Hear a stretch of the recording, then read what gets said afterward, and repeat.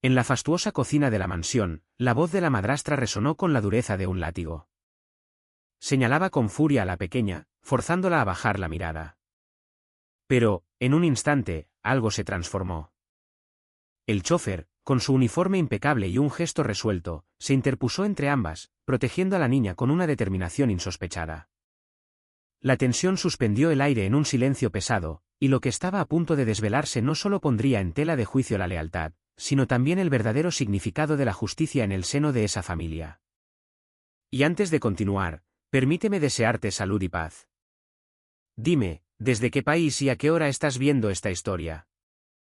En una elegante mansión del aristocrático barrio de Salamanca, una niña de solo 9 años restregaba el suelo con un trapo raído. Mientras afuera, Madrid se engalanaba para las fiestas de San Isidro.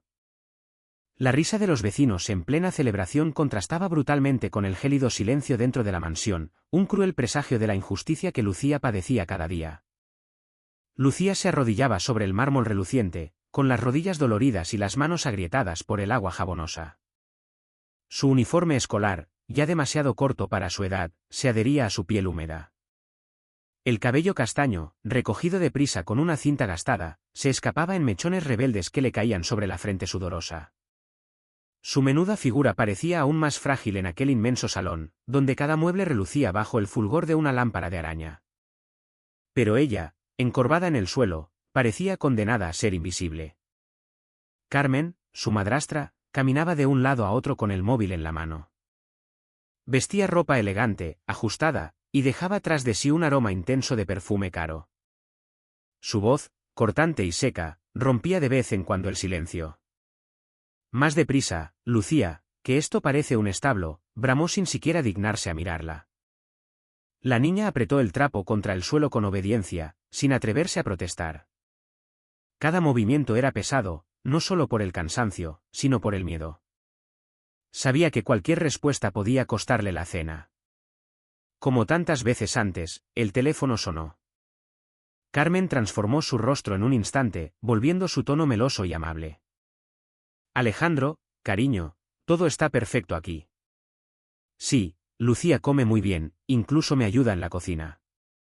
No te preocupes por nada. Tú concéntrate en tus negocios. Lucía escuchaba cada palabra mientras fregaba el suelo, sintiendo como un nudo le apretaba la garganta. La noche anterior había cenado apenas un trozo de pan duro con leche aguada porque no terminó las tareas a tiempo. Quiso gritar que todo era mentira, pero se quedó en silencio con la certeza de que nadie la escucharía. Alejandro Herrera, su padre, estaba en Barcelona cerrando contratos con empresarios catalanes. Hombre de éxito, acostumbrado a hoteles de lujo y cenas interminables, había delegado el cuidado de su hija en Carmen. Pensaba ingenuamente que, con ella al mando, Lucía estaría a salvo. Aquella confianza ciega lo mantenía tranquilo en sus viajes, pero al mismo tiempo lo alejaba del sufrimiento real de la niña. Al terminar de enjuagar el trapo, Lucía se permitió un respiro junto a la ventana del pasillo. Afuera, Madrid rebosaba vida. Mantones de Manila colgaban de los balcones. Claveles rojos adornaban los puestos y el aroma de barquillos y rosquillas recién hechos se mezclaba con el bullicio de los niños que corrían con globos. Lucía apoyó la frente en el cristal frío, deseando estar allí, aunque solo fuese por un instante. La ilusión se desvaneció con la voz de Carmen. Si no acabas antes de la cena, no cenas tú, le dijo al pasar. Como una sentencia inevitable, Lucía regresó al suelo con las lágrimas contenidas, apretó los labios y frotó con más fuerza, como si pudiera borrar con aquel gesto la tristeza que le consumía. En la casa reinaba un silencio pesado, apenas interrumpido por los pasos de Carmen y el lejano murmullo de la ciudad que celebraba. No sabía que desde el pasillo alguien más la observaba con atención. Unos ojos cansados, acostumbrados a guardar silencio, seguían cada movimiento suyo, como esperando el momento justo para intervenir. Lucía aprieta los labios y sigue fregando, sin saber que alguien más la observa desde el pasillo. Al día siguiente, el garaje de la mansión se convirtió en un refugio inesperado para Lucía. El espacio olía a gasolina y metal, mezclado con el perfume ligero de las flores de mayo que vendían en la esquina cercana. Los primeros rayos de sol se filtraban por una rendija, iluminando las motas de polvo que flotaban en el aire. Don Ernesto, ataviado con su mono de trabajo azul y las mangas de la camisa remangadas, revisaba el motor del coche negro que llevaba más de 2 décadas al servicio de la familia Herrera. Lucía apareció arrastrando un cubo lleno de agua. El asa de metal le mordía los dedos y las gotas caían sobre el suelo frío, dejando huellas de su esfuerzo. Su vestido, demasiado corto para su edad, estaba húmedo en la parte baja y sus zapatos gastados se hundían en los charcos. Intentaba no hacer ruido, pero cada paso parecía un recordatorio de la carga que llevaba encima. Ernesto levantó la cabeza y la observó en silencio. Había visto a esa niña crecer desde bebé, aunque siempre a la distancia. Nunca había intervenido en los asuntos familiares, consciente de su lugar como chofer y trabajador. Sin embargo, aquella mañana notó en los ojos de Lucía un cansancio distinto, un cansancio que no correspondía a una niña de 9 años. Se acercó despacio, sacó un paquete de su chaqueta y lo extendió hacia ella. «Ten», le dijo con voz apenas perceptible. Lucía lo miró con recelo. Dentro del papel de estraza, aún tibio, se escondía un churro recién comprado en la Puerta del Sol de camino al trabajo. El aroma dulce se mezclaba con el aire pesado del garaje. «Gracias, don Ernesto», balbuceó. «Pero si me ve Carmen». «Come, pequeña». «Nadie debería trabajar con el estómago vacío», replicó él con una firmeza que sonaba paternal. Lucía dudó, pero el hambre venció al miedo. Le dio un mordisco tímido y enseguida el azúcar crujió entre sus dientes. Una sonrisa breve, casi imperceptible, se dibujó en su rostro. Ernesto, que pocas veces mostraba emociones, sintió un nudo en la garganta. Sacó un pañuelo arrugado de su bolsillo y se lo ofreció. «Echo de menos a mamá», susurró Lucía, como si las palabras se escaparan sin querer. «Papá ya casi no me mira».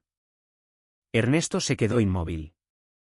Las llaves en su mano dejaron de moverse y por un instante pareció regresar en el tiempo a su propio pasado. Se agachó hasta quedar a la altura de la niña, sus rodillas crujiendo por los años de trabajo. «No estás sola, Lucía. Quizás no pueda cambiarlo todo, pero mientras yo esté aquí, nadie te hará daño». La niña rompió a llorar en silencio, escondiendo el rostro contra sus rodillas. Ernesto posó su mano sobre su cabello, acariciándolo despacio, como un abuelo que intenta reparar años de abandono con un simple gesto. En sus ojos cansados brillaba una promesa: ya no permitiría más injusticias. Arriba, en el segundo piso, una cortina se movió discretamente. Carmen observaba desde la ventana. Su rostro mostraba una sonrisa helada, satisfecha de haber descubierto un vínculo que no toleraba. No soportaba la idea de que Lucía encontrara consuelo en alguien, mucho menos en un empleado de la casa. Bajó la cortina con un tirón seco y se alejó, planeando cómo cortar de raíz aquella complicidad.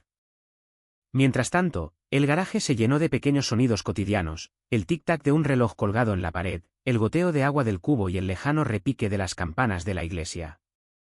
Lucía, con los ojos aún húmedos, se permitió sonreír tímidamente al terminar el churro. Era la primera vez en semanas que sentía calor en el corazón. Ernesto volvió a su trabajo, pero con la certeza de que algo había cambiado.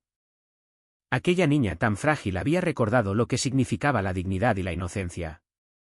Y en silencio, se juró que pasara lo que pasara, ya no callaría más.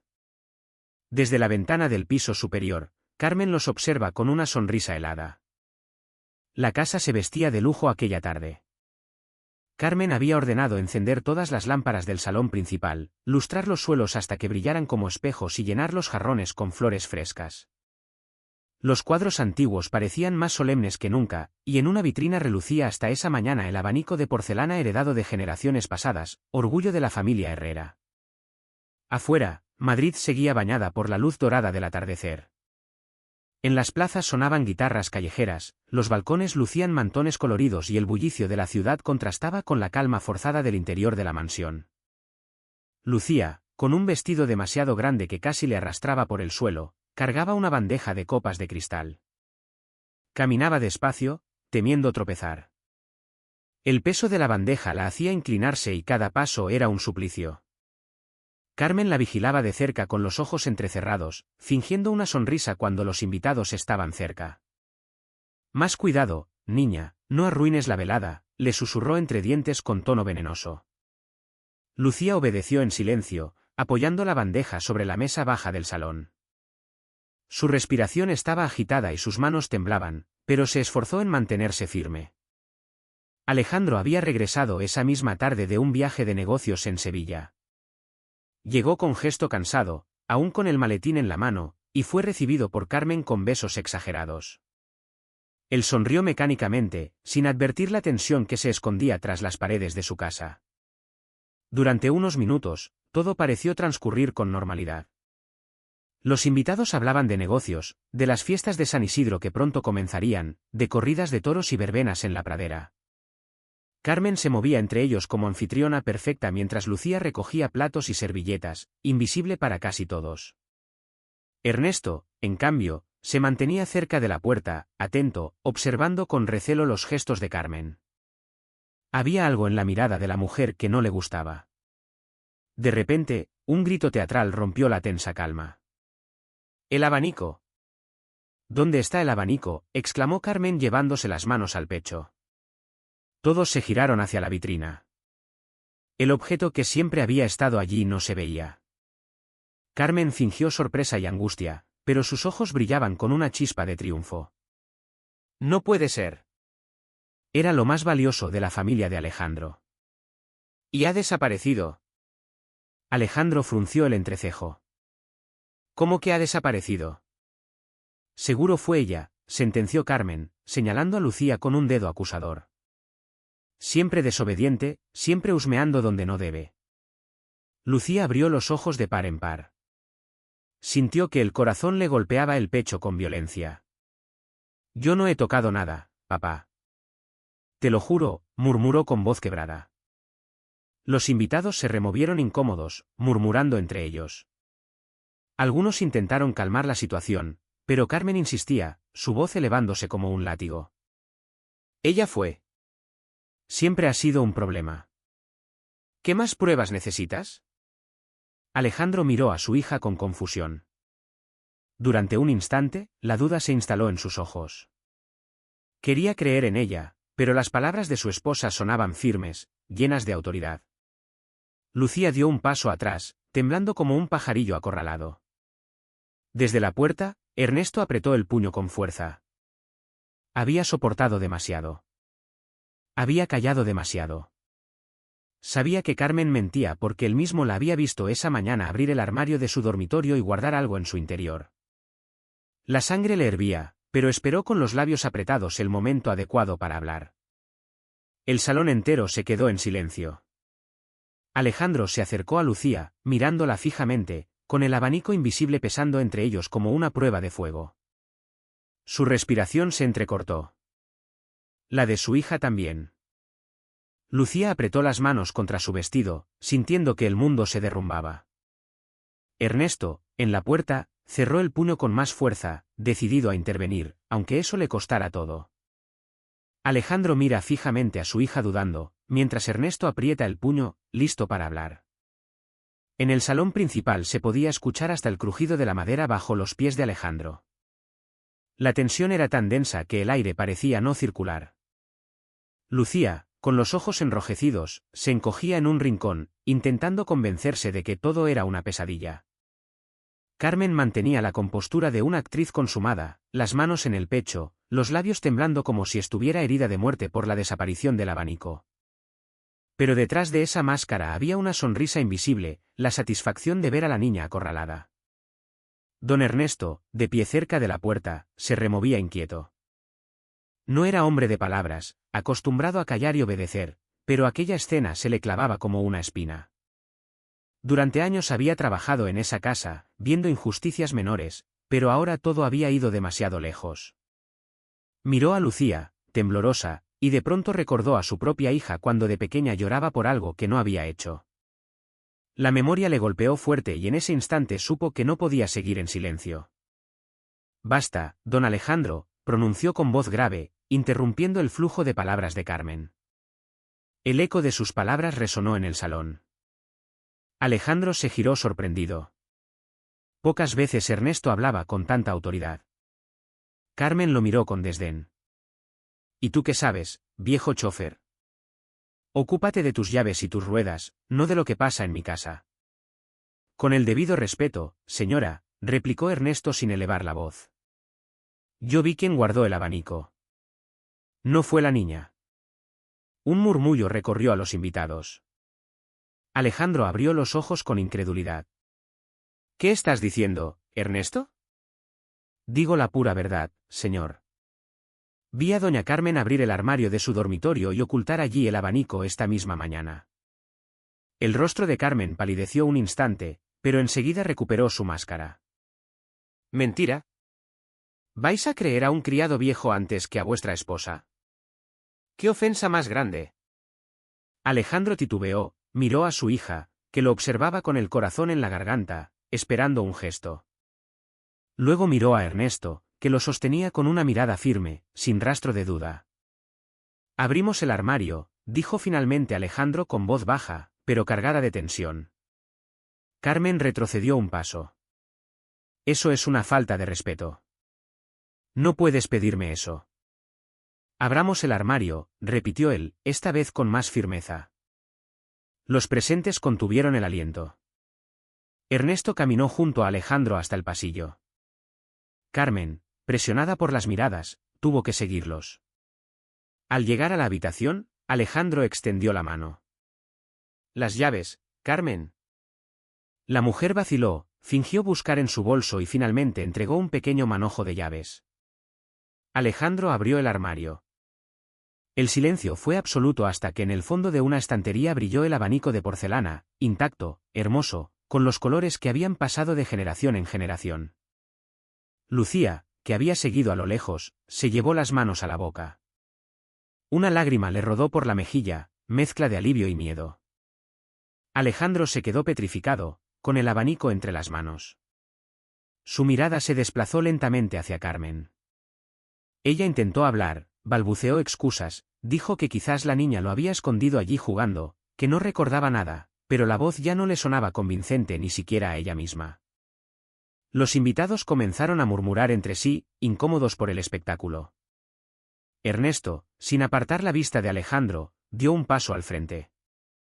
En esta casa he presenciado de todo, declaró. Pero jamás permitiré que una niña inocente cargue con una culpa que no le pertenece. La frase cayó como un golpe de martillo. Alejandro sintió que la tierra se abría bajo sus pies. Miró de nuevo a su hija frágil, con los ojos aún húmedos, y por primera vez en mucho tiempo sintió que había fallado como padre.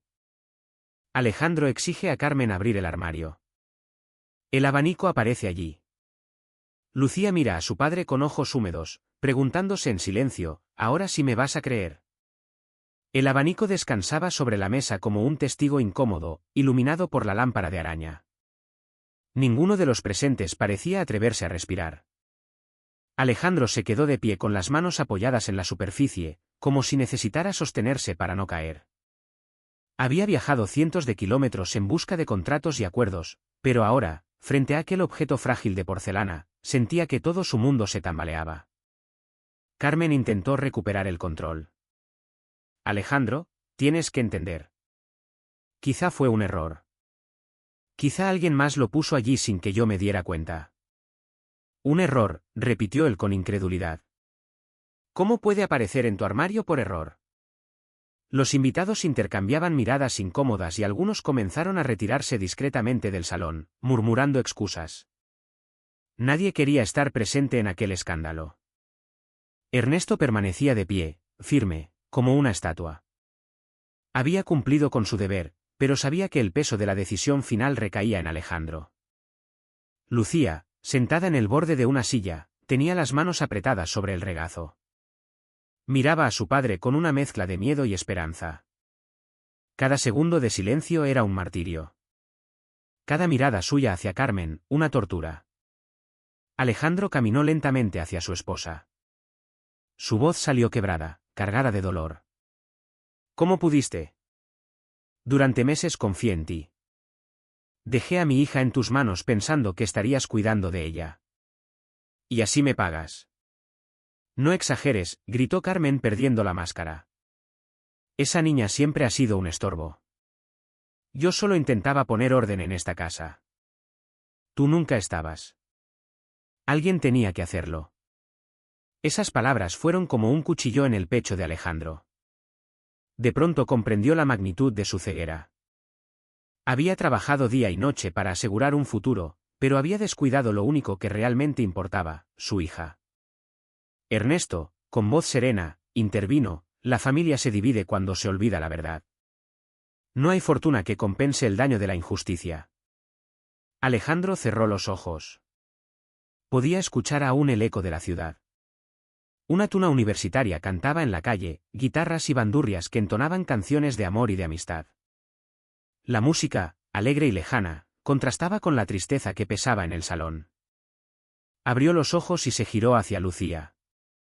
Se arrodilló frente a ella, tomó sus manos pequeñas entre las suyas y susurró con voz temblorosa: perdóname, hija. Perdóname por no haberte protegido antes. Lucía se quedó inmóvil un instante, sorprendida.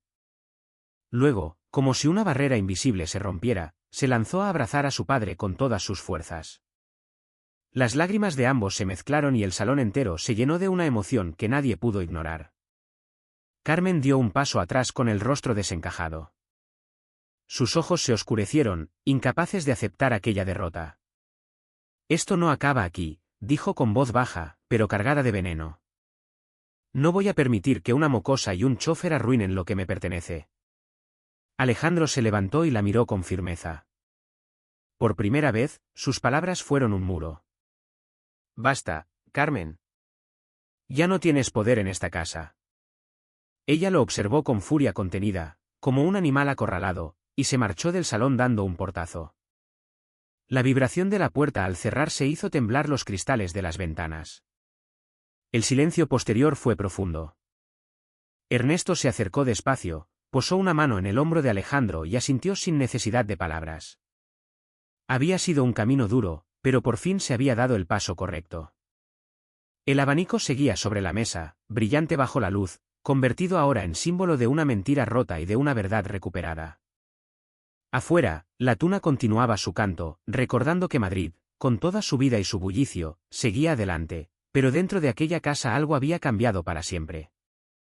Un padre había vuelto a encontrar a su hija. Carmen, con la cara desencajada, promete vengarse: esto no acaba aquí. La mañana siguiente amaneció distinta en la mansión. La luz de primavera entraba por los ventanales del comedor y se deslizaba sobre la mesa principal, que nunca antes había parecido tan acogedora. Lucía, por primera vez en mucho tiempo, se sentó junto a su padre para desayunar. El aroma del pan tostado y del café recién hecho llenaba el aire. Sobre su plato había un vaso de leche tibia y una porción generosa de churros que Ernesto había traído temprano, envueltos aún en papel de estraza. Alejandro, con gesto renovado, cortaba una rebanada de pan mientras observaba a su hija. Había dormido poco, atormentado por la conciencia de todo lo ocurrido, pero aquella mañana se había levantado con una decisión clara: nada volvería a ser como antes. Miró a Lucía y con voz firme pero suave declaró: desde hoy, nadie volverá a tratarte de manera injusta. Esta casa será tu refugio, no tu castigo. Lucía levantó la mirada y sus ojos se iluminaron con un destello tímido de esperanza. Ernesto, sentado discretamente a un lado, sonrió satisfecho. En silencio dio un sorbo a su café, feliz de ver a la niña comer sin miedo. Carmen entró de repente con el rostro pálido y los labios tensos. Llevaba la ropa arrugada, como si la noche entera hubiera estado tramando su próximo movimiento. Se plantó frente a la mesa e intentó recuperar autoridad. Alejandro, no puedes dejar que esta niña dicte las reglas. No después de todo lo que hemos construido juntos. Alejandro la interrumpió con calma, pero con firmeza. Lo que se construye sobre mentiras no merece ser defendido. He sido ciego demasiado tiempo, Carmen. Hoy elijo a mi hija. El golpe de aquellas palabras resonó más fuerte que cualquier grito. Carmen tembló como si la alfombra bajo sus pies se desmoronara. Intentó replicar, pero su voz se quebró. Alejandro se levantó, la miró directamente y añadió: si no eres capaz de respetar a Lucía, no hay lugar para ti aquí. La mujer apretó los labios, recogió su bolso con un gesto brusco y salió del comedor, dejando tras de sí un silencio cargado de liberación. Lucía respiró hondo, como si por fin se quitara un peso invisible de encima. Se giró hacia Ernesto, que le guiñó un ojo con complicidad. Terminaron el desayuno juntos, sin prisas, disfrutando de una paz que hasta ese momento parecía imposible. Más tarde, Ernesto llevó a Lucía al colegio en el viejo coche negro. Ella, desde el asiento trasero, observaba las calles llenas de carteles festivos, los balcones adornados con mantones de Manila y los vendedores que ofrecían claveles rojos en cada esquina. Madrid se preparaba para la procesión de San Isidro y el bullicio de la ciudad parecía un himno a la esperanza. Al llegar, Lucía dudó un instante antes de bajar. Miró a Ernesto, tomó su mano con fuerza y susurró: «Gracias por creer en mí». El hombre sintió que las palabras le atravesaban el alma. Asintió en silencio, sabiendo que había hecho lo correcto. Alejandro, que los había acompañado hasta la puerta del colegio, observó aquella escena con un nudo en la garganta. Por primera vez en mucho tiempo, se prometió en silencio que nunca más dejaría a su hija sola. La procesión de San Isidro avanzaba por las calles con música, risas y campanas. Y mientras la ciudad celebraba, en el corazón de la familia Herrera comenzaba una nueva etapa, construida no sobre apariencias, sino sobre verdad, justicia y amor verdadero. Alejandro, al verlas juntos, promete en silencio que jamás volverá a fallar como padre. La imagen de Lucía sonriendo junto a su padre, después de tantas lágrimas contenidas, queda grabada como el último suspiro de esta historia. No se trata solo de un final feliz en apariencia, sino del comienzo de una vida nueva en la que la verdad por fin encontró espacio. Y quizás, queridos oyentes, en algún rincón de vuestra memoria también aparezca esa pregunta sencilla: ¿qué significa de verdad proteger a los nuestros? Si esta historia os ha conmovido, dejad un 1 en los comentarios. Si pensáis que podría contarse de otra forma o sentís que algo faltó, escribid un 0, porque más allá del lujo de una mansión en Salamanca, de los contratos en Sevilla o de los viajes interminables, lo que realmente sostuvo el corazón de esta familia fue un gesto pequeño, el de un chofer humilde que decidió no callar y el de un padre que tuvo el valor de pedir perdón a su hija. La vida nos enseña una y otra vez que el amor y la bondad pueden derribar las murallas más duras. La lección está ahí. No es la sangre ni la fortuna lo que nos constituye como familia, sino la decisión diaria de cuidarnos mutuamente. Y esa decisión, cuando se abraza con sinceridad, tiene el poder de transformar destinos. Quizás alguno de vosotros recuerde un momento en que también os equivocasteis, en que la rutina, el trabajo o el orgullo os cegaron frente a lo esencial. Todos hemos sentido ese peso, pero siempre existe la posibilidad de rectificar. Como Alejandro, podemos reconocer los errores y abrir los brazos a quienes esperan nuestra protección. Como Ernesto, podemos tender la mano incluso cuando creemos que no tenemos nada que ofrecer. Al final, basta con un gesto sincero para iluminar la oscuridad. El corazón de esta historia late en una certeza sencilla: la bondad no es un lujo, es una necesidad. Todos merecemos amor, todos merecemos un hogar. Y como una lámpara que se enciende en la ventana durante la noche, incluso la más pequeña chispa de cariño puede guiarnos en los caminos más oscuros de la vida. Esa luz, aunque humilde, nunca se apaga mientras haya alguien dispuesto a encenderla para los demás. Os invito, amigos, a deteneros un instante y pensar en vuestra propia vida. ¿A quién debéis una palabra de perdón? ¿A quién podéis regalar un gesto de apoyo, aunque sea pequeño? No dejéis pasar la oportunidad, porque a veces la felicidad no llega con grandes acontecimientos, sino con esos detalles que parecen insignificantes y, sin embargo, cambian todo. Si esta historia ha tocado vuestro corazón, compartidla con alguien a quien queráis. Quizá le recuerde que no está solo. Y si sentís que merece un espacio más en vuestra vida, os animo a uniros a este rincón donde contamos relatos que nos conectan y nos devuelven la esperanza. Al final, todos buscamos lo mismo: un hogar donde la verdad, la justicia y el amor nos abracen sin condiciones.